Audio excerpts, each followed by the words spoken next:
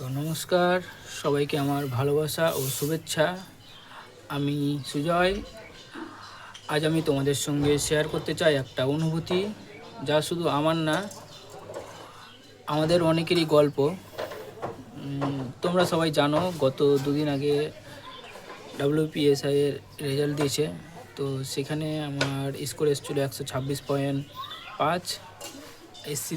SC ক্যাটাগরিতে পড়ি আমি। এসসি ক্যাটাগরির কাট অফ গেছিলো হচ্ছে 129। সেখানে ধরলাম 2.5 নম্বরের জন্য ফেল, কিন্তু 2.5 নম্বরের জন্য ফেল হোক আর 10 নম্বরের জন্য ফেল হোক আর 20 নম্বরের জন্য ফেল হোক, ফেল তো ফেলই। কিন্তু আমি একটা কথাই বলতে এসেছি যে আমি হেরে যাইনি। পরের বার আবার চেষ্টা করব এর থেকে ভালোভাবে কিছু করার জন্য। তো তার জন্য আমি ছোট্ট একটা কিছু লিখেছি, সেটা আমি তোমাদের সেটা শোনাতে চাই। যে একটা রেজাল্ট কোনো মানুষের মূল্য ঠিক করে না, এরকম করে আমি একটা ছোট্ট কিছু লিখেছি।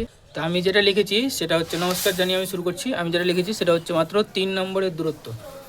কখনো কখনো জেতা হারার ফারাকটা মাত্র 3 নম্বরের মতো ছোট, কিন্তু সেই 3 নম্বর কাউকে হাসায় আর কাউকে কাঁদায়।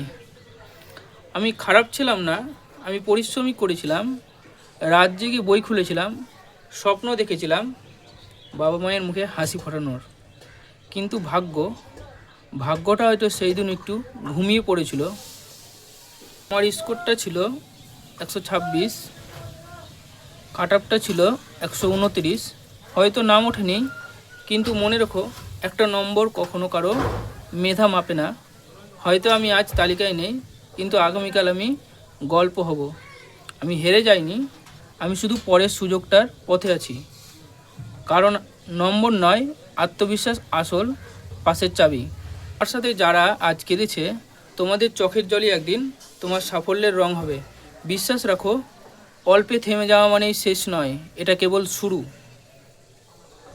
3 নম্বরের দূরত্ব, কিন্তু স্বপ্ন এখনও জীবিত। তাই লড়তে থাকো, লড়াই থাকো। ধন্যবাদ সবাইকে। ভিডিওটি ভালো লাগলে অবশ্যই সাবস্ক্রাইব করবেন এবং চ্যানেলটিতে পাশে থাকুন আগামী ভিডিও পাওয়ার জন্য। সবাইকে ধন্যবাদ জানিয়ে আমি আমার ভিডিও শেষ করছি। Thank you.